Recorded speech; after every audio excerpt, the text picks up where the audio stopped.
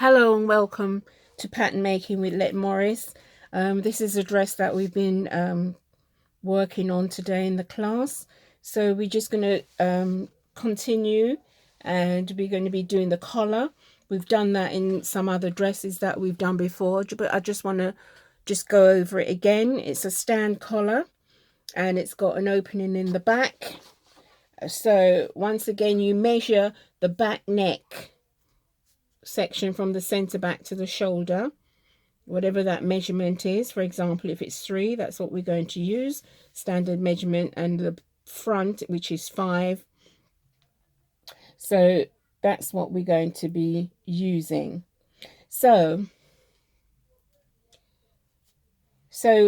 I've got on here a sheet of paper.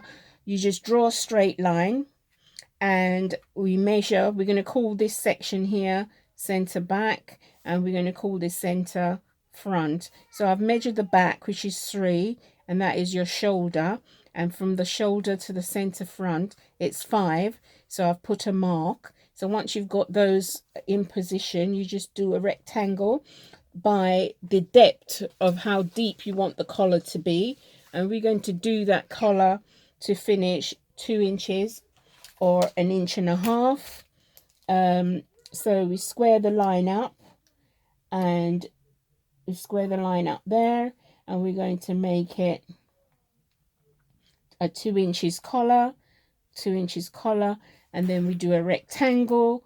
And once you've got that, just draw the line. So you create a rectangle on your paper, and then what we do is I'm going to divide this into 3.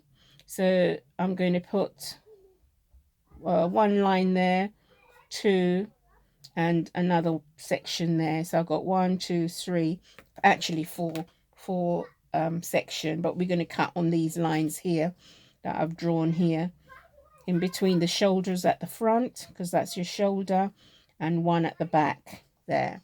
So once you've got that, we just cut out this shape, and that's how you construct all your stand collars. But I just want to recap over it. So this is now your front along there, and we cut out the little rectangle that we got for our collar. And what we're going to do, we put those lines in so that we slash up on them, and we close them out because we want it to fit the neckline.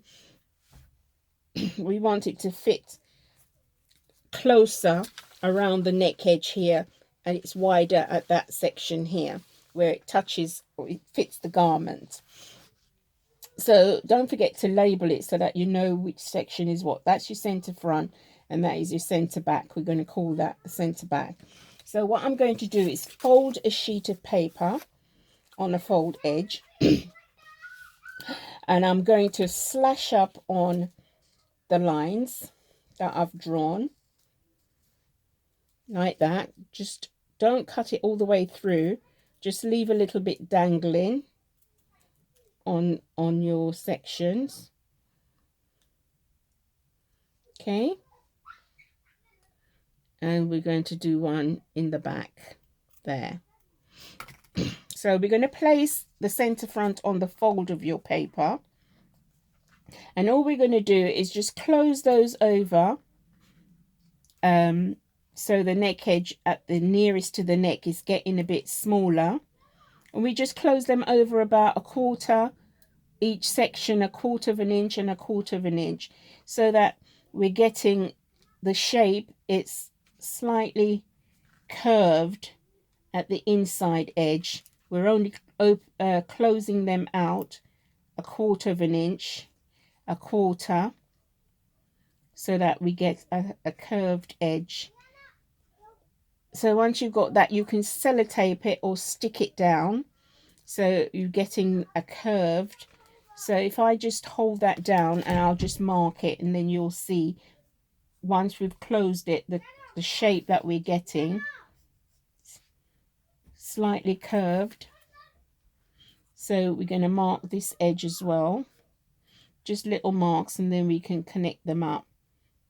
So you can see that's right on the front. So we curve that, so we can move that out the way. So now we're getting a curve. So with your curve, or you can do it freehand, you're going to curve it all the way around, and then you're going to check the measurement that you're getting 2 inches for the depth of your collar down there.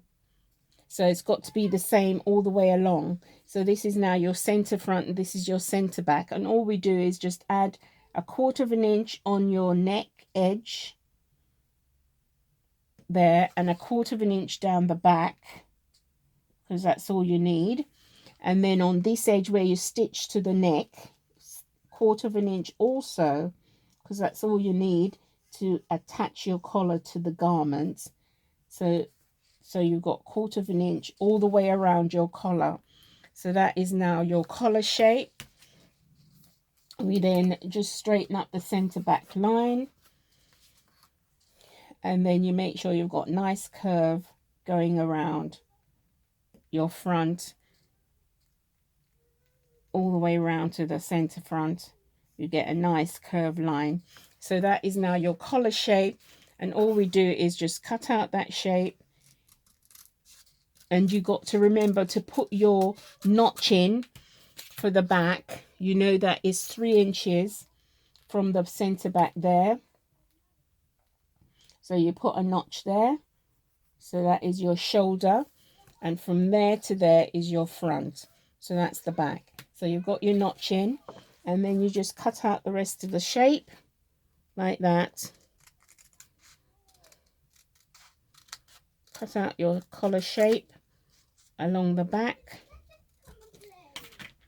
like that, and then you open up your collar. That's your collar, and then you put a grain line down the center here. You can use a grain line that way, you can use a grain line that way, or you can have one parallel to that one going that way like that. So you can have 2 grain lines depending on how you lay on your fabric. And don't forget to put your notches in. I'll just put a notch there so that you know that's your shoulder notch. It's just rub out lines that you don't need. So that is your collar, and it stands up round like that at the back, and you've got two little buttons at the back. So that would be your collar. That stands up like that round and goes round to the back. So that is your collar piece, and that completes your pattern. And as I say, if you're doing this, you don't need to line your sleeve if you're doing it in a crepe, but you can line the body to give it a good fit mold into your body when you're finished. So those are the pattern pieces that you have. You've got your front, you've got the back, you've got your collar, and you've got your sleeve. So that's what that beautiful little dress looks like when you create it. You get clean fits, you won't have any rolls, any creases when you make your pattern from your blocks, and you know your blocks are fitting. So thank you for watching again. Please don't forget to share, subscribe, like, and to comment, and we'll see you next time. Thank you for watching, wherever you are, whether it's morning, afternoon, lunchtime. Have a blessed day. Thanks again for watching. See you soon. Bye.